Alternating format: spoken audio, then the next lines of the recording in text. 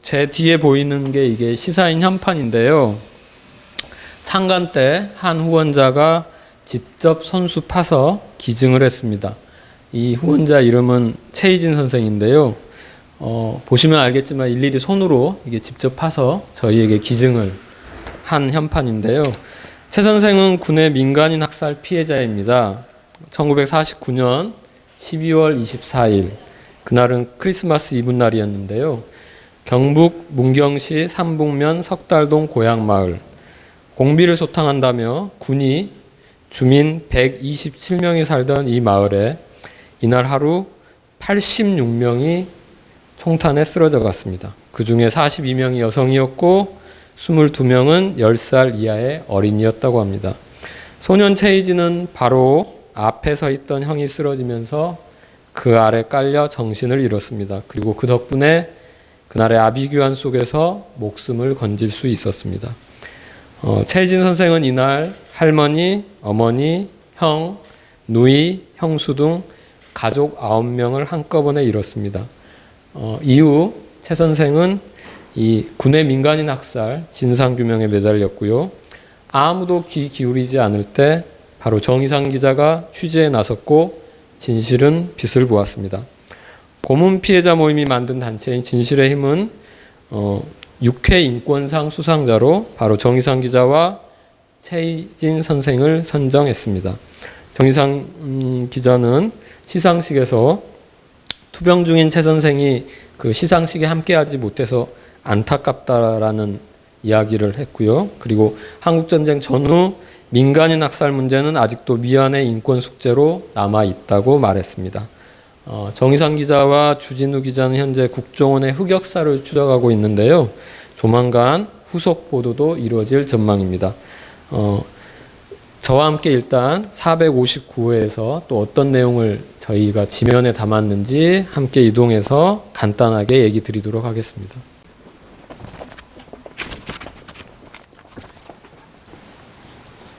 네, 보시는 게 459호입니다. 커버 스토리로 다룬 거는 영국의 도박입니다. 보통 이제 금요일은 시사인 마감 날인데요. 농담처럼 시사인 기자들은 금요일 날에는 북한이 미사일을 쏘지 않기를 좀 바라고, 역시 또 금요일에는 큰 사건이 이루어지지 않기를 바랐는데요. 지난주 금요일 브렉시트 영향으로 시사인 편집국도 좀 정신이 없었습니다. 그래서 기존에 짜여있던 커버 스토리를 바꾸었는데요. 저랑 함께 459호에 어떤 기사가 실렸는지 함께 잠깐 보시죠. 커버 스토리는 브렉시트와 관련된 영국의 도박 내용을 다뤘고요. 이종태 경제 전문 기자가 커버 스토리를 쓰셨습니다. 브렉시트 찬반을 잔류우파, 탈퇴우파, 잔류좌파, 탈퇴좌파 네 지형으로 나누어서 조명을 했고요. 그리고 차기 유력한 총리 후보로 떠오른 보리스 존슨은 어떤 인물인지도 저희가 간단하게 다뤘습니다. 그리고 청관율 기자는 미국의 트럼프 현상과 브렉시트 탈퇴의 공통점을 짚었습니다. 그 다음에 저희가 소개시켜드릴 기사는 어떤 재난에도 국민을 부르지 말라. 고 김광홍 잠수사의 말인데요. 굉장히 이 한마디가 저희에게 주는 울림이 좀 컸었습니다. 그래서 안타깝게도 유명을 달리했었는데요. 김 잠수사의 지난 삶을 이상원 기자가 복원을 했습니다. 그리고 여기 보시면 이제 공우영 씨라고 다른 잠수사분들 삶도 있는데요. 이분 같은 경우는 민간인 잠수사의 죽음과 관련돼서 과실치사 혐의로 이제 검찰에 고발당했었는데 검찰 기소를 했었는데요. 최근에 이제 항소심 재판도 이루어지고 있다고 합니다. 그분들의 삶 역시 이상원 기자가 들여다보았습니다. 박주민 의원 인터뷰도 저희가 지면에 담았습니다. 6월 30일 정부는 세월호 특조위 활동 종료 기간으로 설정하고 있는데요. 이 큰 인심이나 쓰듯이 종합백서 작성 발간 기간인 3개월 동안 추가 조사를 할 수 있다고 해놨는데요. 그 맹점을 전혜용 기자가 조목조목 짚었습니다. 그리고 이외에도 지난주에 또 떠들썩했던 신공항 발표가 있었죠. 지난 10년의 갑론을박을 김동인 기자가 정리를 했습니다. 인포그래픽으로 한눈에 알 수 있게도 담았으니까요. 독자 여러분들이 이해하시기 편할 겁니다.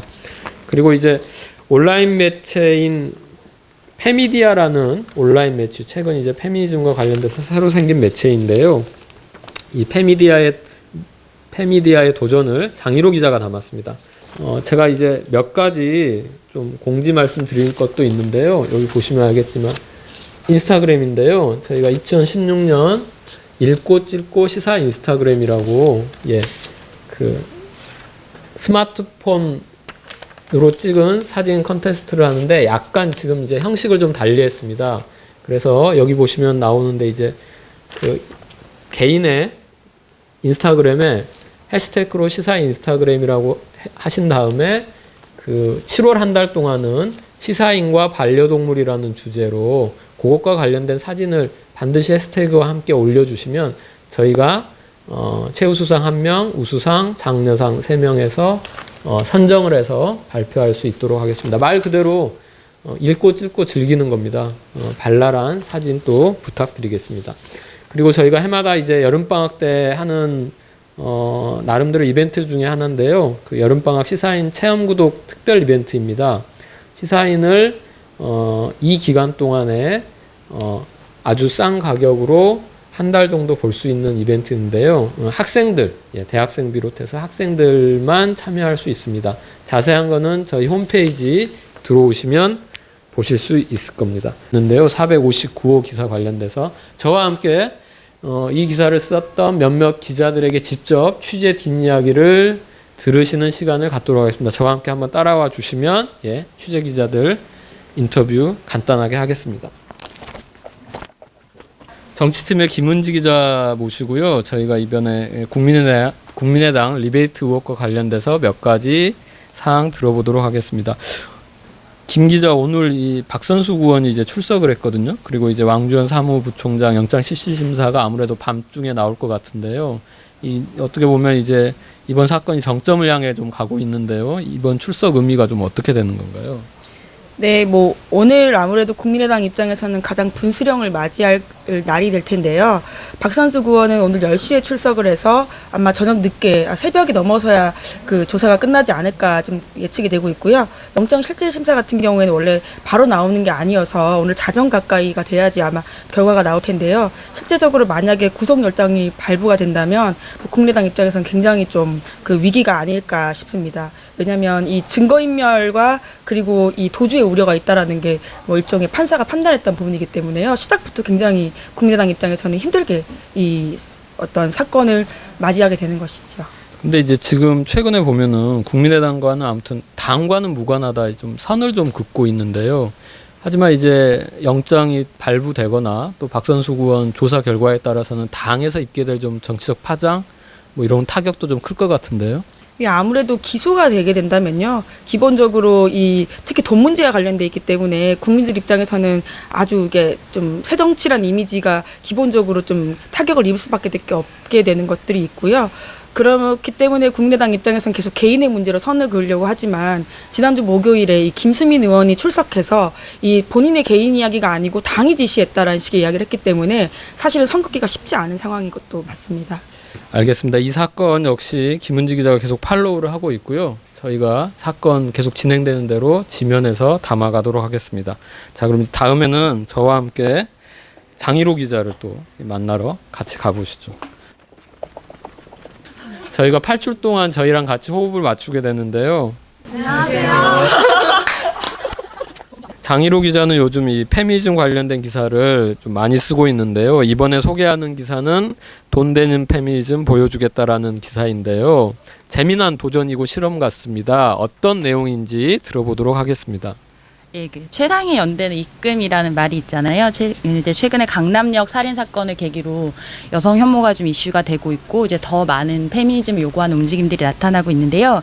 이게 좀 뭐 기존 여성 단체를 후원하는 방식일 수도 있지만 이렇게 뭐 소셜 펀딩 같은 데를 이용하면 이제 목표액이나 기간 같은 것들이 정해져 있기 때문에 더 좀 눈에 띄기 마련이잖아요. 근데 최근에 이제 소셜 펀딩 사이트 텀블벅에서 2개의 펀딩이 진행이 됐는데 그 중에 하나가 이제 메갈리아에서 진행한 한 장의 페미니즘으로 세상에 맞서다라고 한 티셔츠를 파는 거였어요. 근데 예. 이거 같은 경우는 이제 그 메갈리아의 페이스북 페이지가 계속 삭제가 되니까 이거에 대한 그 페이스북과 소송하는 소송 비용을 모금하는 거였는데요. 꽤 많이 네네. 모였다고 저도 쓰는 것 그러니까 같은데. 목표액이 925만 원이었는데 한 달 동안 4천 명 넘는 사람들이 1억 3천만 원을 모아줬었어요. 그리고 이번에 제가 이제 기사에도 썼고 주목했던 거는 이 페미디아라는 곳의 출판 프로젝트였는데 이 우리에겐 언어가 필요하다 이비트 있는 페미니즘이라는 책을 출판하기 위한 제작비를 모으는 거였습니다. 그 애초에 한 500권 정도를 찍으면 예, 200만 원 정도가 된다 그래서 그거를 200만 원을 목표액으로 올렸는데 3주 동안 2,500명이 넘는 사람들이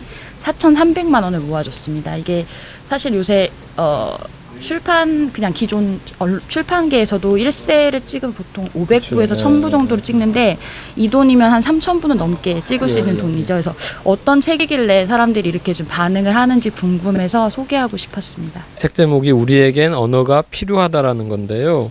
그러면 이게 이제 그 펀딩하고 나서 정식 출판도 될 가능성이 있는 건가요? 아, 예, 정식 출판 얘기가 좀 되고 있고요. 아직 뭐 확정된 거는 아닌데 얘기가 되고 있습니다. 이게 뭐 간단하게 좀 내용을 소개하면 이게 좀 제가 455호에 이제 페미니즘에 귀 기울일 시간이라는 기사에서 두 번째 공포라는 표현을 썼는데요. 이게 사실 강남역 살인 사건에 대해서 혹은 또 뭐 여성 혐오에 대해서 이런 일상에서 젠더 이슈를 꺼내 놓을 때 이제 어떤 여성들은 이제 뭐 관계 단절까지 결심을 하는 거죠. 되면 제가 이제 기사에는 쓰지 못했지만 극단적으로는 이제 파트너의 폭력이나 협박에 시달리는 경우도 있었는데요. 이제 뭐 저 역시도 이제 파트너한테 말하기까지 굉장히 많은 고민을 했어야 됐고요. 그러니까 다른 것보다 어떤 물리적 공포보다도 내가 사랑하는 사람이 그리고 나랑 일상을 같이 보내는 사람이 이상한 말을 하면 어떡하지? 이상한 반응을 보이면 어떡하지? 공감받지 못하면 어떡하지? 뭐 이런 공포심이었던 거죠. 근데 그래서 이제 각종 이제 이별담이 또 SNS를 달구기도 했는데 이 책 같은 경우가 그런 지점에서 너무 필요하고 적절한 때에 도착했다는 생각을 해서 취재를 하게 됐습니다. 그 아까 잠깐 말씀드렸던 페미디아라는 곳이 어떻게 생기게 됐냐면 이제 여성주의 관련 담론이 한국 사회에서 너무나 부족하다는 생각을 해서 이제 한 대학원생이 페이스북에 이제 이런 걸 한번 만들어 보려고 그러는데 제안을 했는데 그냥 약간 처음엔 팀블로그처럼 만들어 볼까 해서 했던 건데 자원자가 굉장히 많았고 또 각자가 가진 재능들이 굉장히 많은 여성들이 모이게 된 거예요. 그래서 아예 내친 김에 좀 부족하더라도 매체를 하나 창간을 하자 해서 이제 온라인 매체 페미디아라는 걸 만들게 된 거고요. 그 안에서 이제 출판팀도 꾸려진 거죠. 이 안에 이제 편집자도 있고 디자이너도 있고 마케터도 있었던 거고. 그러니까 이 책 같은 경우는 일종의 그러니까 페미니즘 기초 회화 입문서 같은 거를 생각하시면 될 것 같아요. 이제 어쨌든 자기 자리에서 각자 각계 전투를 벌이고 있는 여성들을 위해서 실전용 매뉴얼인데 왜 이렇게 서점 같은 데 가면 그 긴급 여행 회화 백선 뭐 이런 식으로 이런 것처럼 이제 여성으로서 이제 차별 겪을 때 어떤 식으로 대화를 해야 되는 건가라는 거에 대한 내용을 담고 있고요.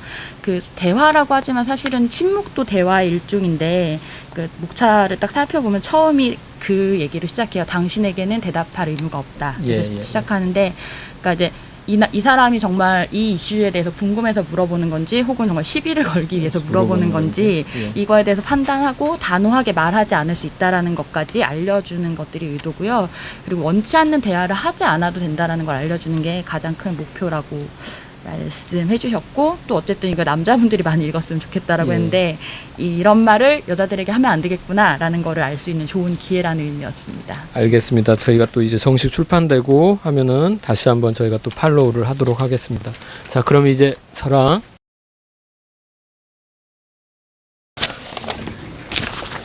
지금 그 세월호 유가족분들이 광화문에서 이제 또 노숙농성을 하면서 어제는 이제 경찰이 중간에 농성장을 침탈하기도 했었는데요. 그 아무래도 이제 세월호 특조위 활동 종료 시한과 관련돼서 여러 가지 그 정부 측과 인식차도 있고 그와 관련돼서 이제 요구할 것도 있고 그런 측면이 있는 것 같습니다. 이와 관련돼서 저희 전혜원 기자가 이번 주에 세월의 특조위 그 종료 시점과 관련된 쟁점이 무엇인지 그리고 어떻게 이 문제를 풀어야 되는지를 좀 취재를 했는데요. 그 관련돼서 몇 가지 간단히 여쭤보도록 하겠습니다.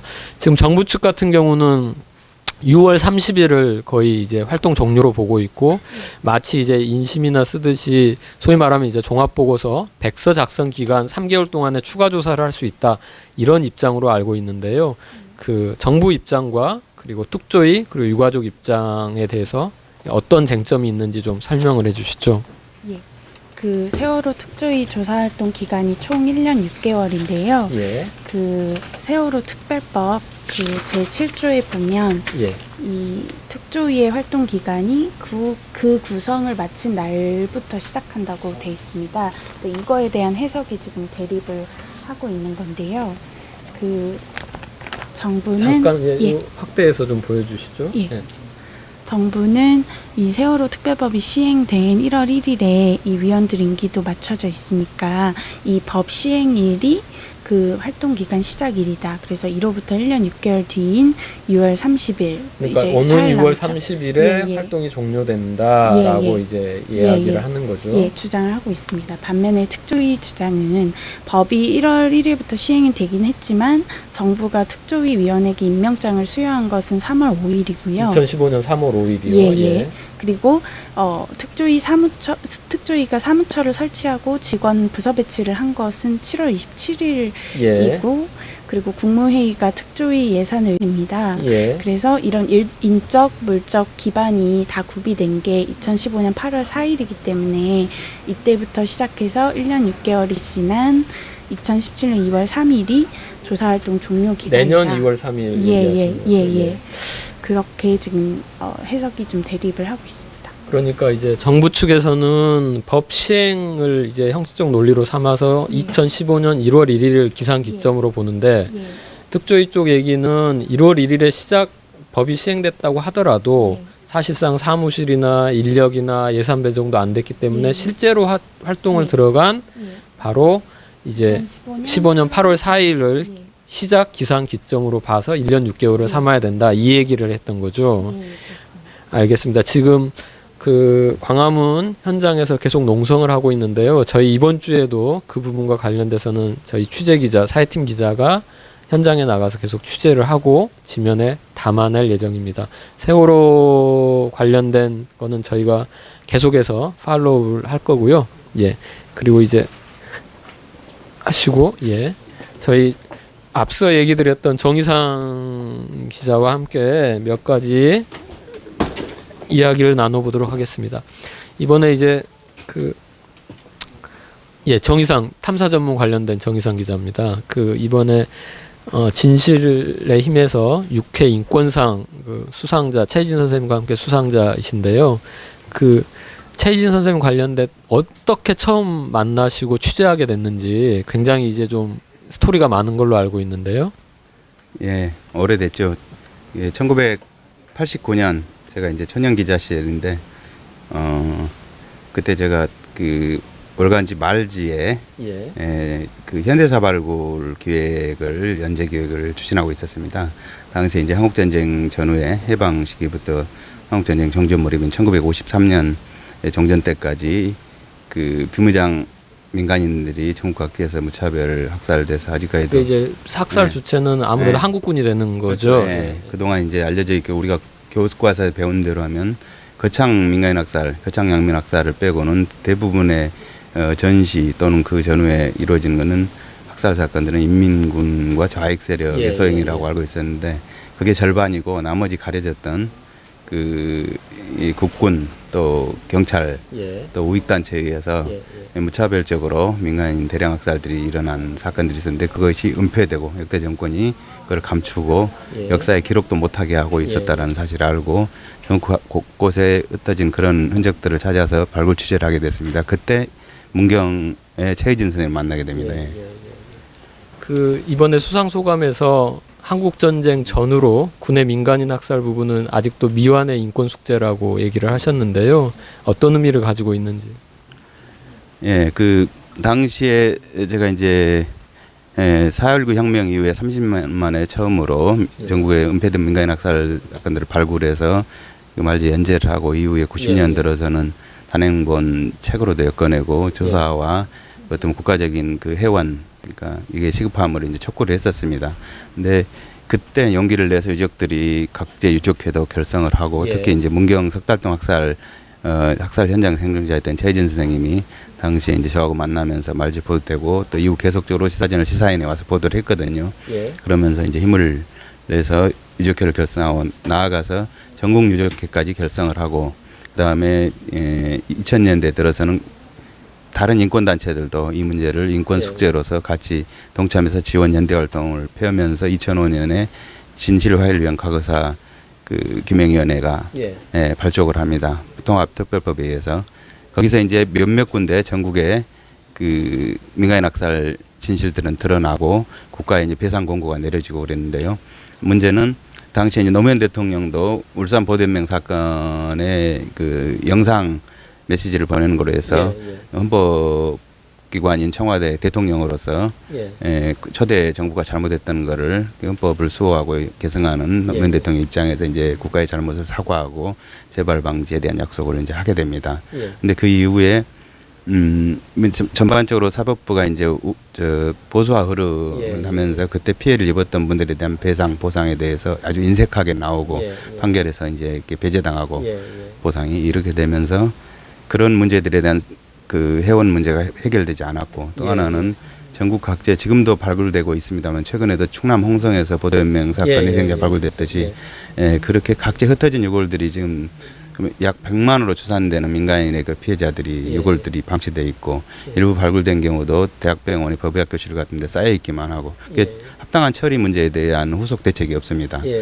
또 그런 문제뿐만이 아니고 보상 문제에서 아까 말씀드린 그런 한계가 있고요. 그다음에 그 잔인하고 반인륜적인 전쟁 시기였던 또 그 전후였던 그런 범죄, 국가범죄, 국가폭력의 기록들을 정리하고 교훈 삼아서 그런 일들이 재발되지 않도록 하는 역사관이라든지 추모관 이런 부분들의 사업도 숙제인데 아직도 요원한 그런 실정입니다. 알겠습니다.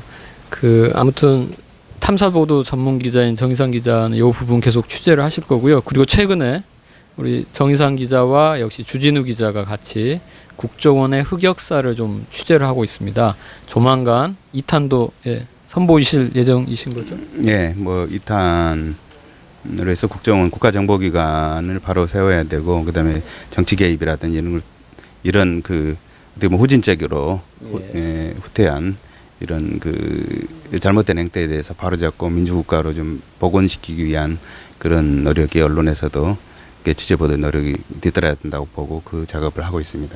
알겠습니다. 자, 이렇게 해서 저희는 459호 충실하게 담았고요. 아무튼 독자들이 있기에 시사인이 있습니다. 저희가 460호에서도 또 알찬지면 담도록 하겠습니다. 감사합니다.